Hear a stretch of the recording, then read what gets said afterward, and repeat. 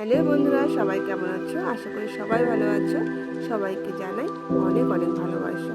হ্যাঁ, আর বড়দের জানাই আমার প্রণাম। আজ শুরু করছি ছোট্ট একটা মিনি ব্লগ। সেটা হচ্ছে আজকে আমি কি রান্না করলাম তার রেসিপি। তো দেখো, দেখো থেকে কী কাজ হচ্ছে বুঝতেই পারছো। তো আজকে রান্না হবে আমাদের বাড়িতে কী বলো তো, মাংস। তো সেটারই তোড়জোড় করা হচ্ছে। এদিকে আমি আলু কাটছি, এদিকে আলু পেঁয়াজ সব আমি রেডি করছি, ওদিকে আমার বড়মশাই মাংস কাটছে। তো দেখো আজকে এই জিনিসটাকে আজকে রান্না হবে। হ্যাঁ, এটাকেই আজকের আমাদের বাড়ির মোরগ।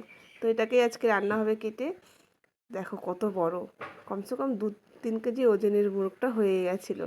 তো বেশি বয়স না, মাত্র 6 মাস বয়স আমি এনেছিলাম। তো দেখো বয়স, তো দিকে ওদিকে নকশা করতে করতে এদিকে আমার ভাত হয়ে গেল, আর এদিকে এদিকে দেখো আলু পেঁয়াজ হয়ে কমপ্লিট হয়ে গেছে।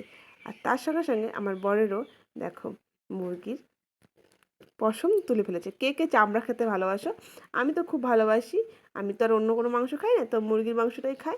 তো মুরগির মাংসের চামড়া না হলে ভালোই লাগে না। আর এদিকে দেখো আলু ভাজা হয়ে গেছে।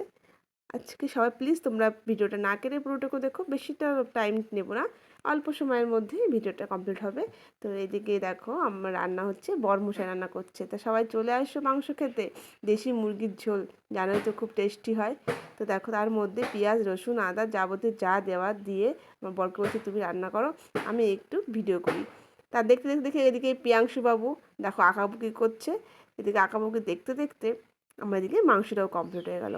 তো এখানেই শেষ করছি। ভিডিওটা কেমন লাগলো তোমরা প্লিজ একটু কমেন্টে জানিও। নতুন হলে সাবস্ক্রাইব করে রেখো, আর ভালো লাগলে একটু লাইক কমেন্ট শেয়ার করে দিও।